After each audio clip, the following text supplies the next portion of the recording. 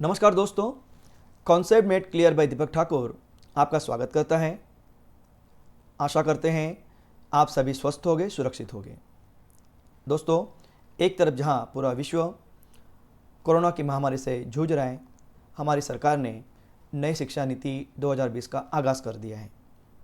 हम आशावादी हैं और आगे बढ़ना चाहते हैं। सरकार की यह नीति आने वाले समय में क्रांतिकारी परिवर्तन लाएगी। इसी उम्मीद के साथ आज हम नई शिक्षा नीति 2020 इस विषय पर चर्चा करेंगे।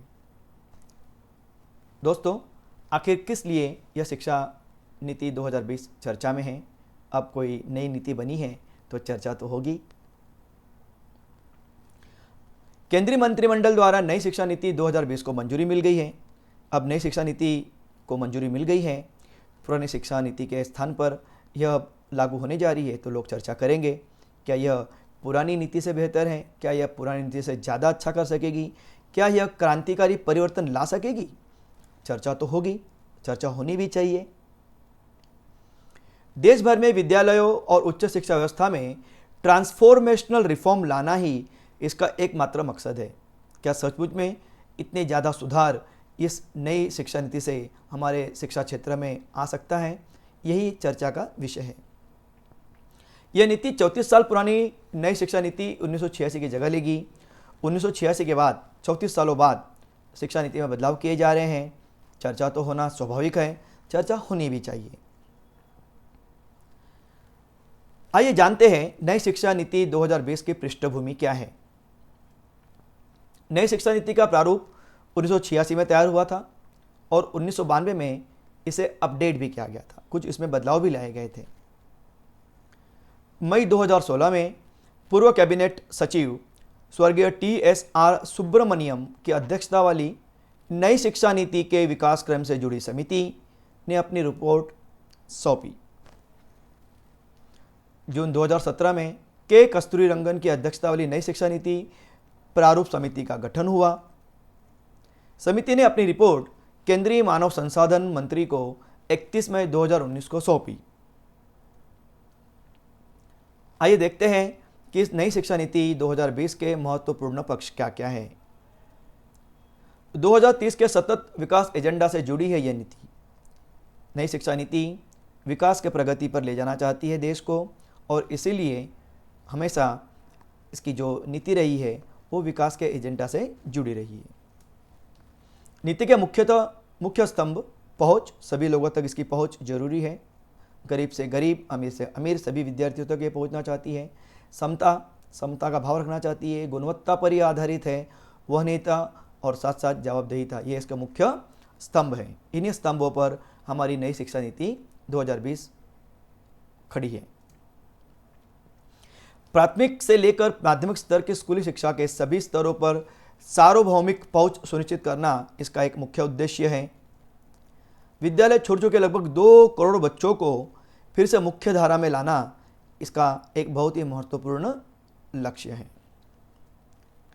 विद्यालयों के साथ काउंसलर और प्रशिक्षित सामाजिक कार्यकर्ताओं को जोड़ना भी इसका एक मुख्य उद्देश्य है।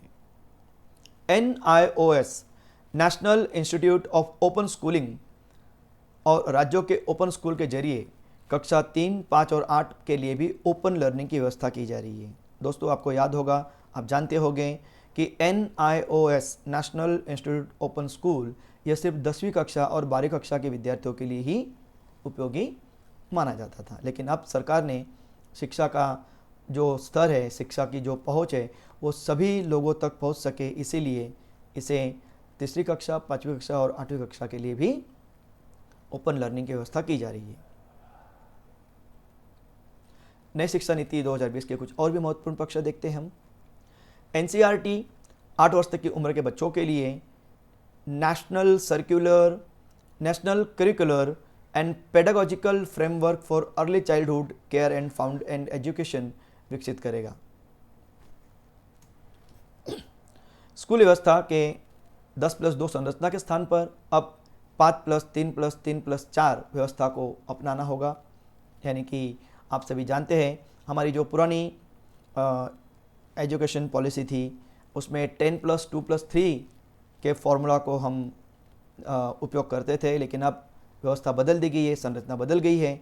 अब उसी के स्थान पर 5+3+3+4 की व्यवस्था को अपनाया जाएगा। नीति के सभी विद्यार्थियों को ग्रेड 3, 5 और 8 में स्कूल एग्जामिनेशन में बैठने का जिक्र किया गया है। वही ग्रेड 10 और 12 की बोर्ड परीक्षाएं पहले जैसी ही रहेगी।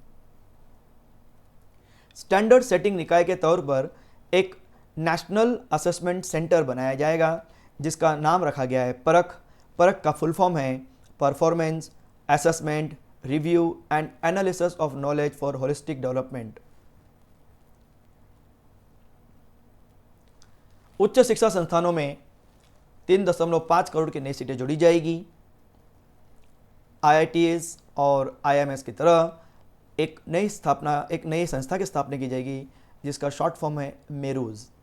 Multi disciplinary education and research universities की स्थापना की जा रही है, जिससे आने वाले समय में अधिक से अधिक संशोधन कार्य हमारे ही देश में किया जा सके। संपूर्ण उच्च शिक्षा के लिए भारत का उच्चतर शिक्षा आयोग सर्वोच्च निकाय होगा, परंतु ध्यान रहे इसमें मेडिकल और लीगल एजुकेशन को शामिल नहीं किया गया है। धन्यवाद मित्रों, आशा करता हूँ नई शिक्षा नीति 2020 पर ये जो संक्षिप्त जानकारी मैंने आपसे साझा की है, ये आपके लिए उपयोगी होगी। और भी वीडियोज़ इस पर बनाए जाएंगे। देखते रहिए concept made clear. Thank you very much.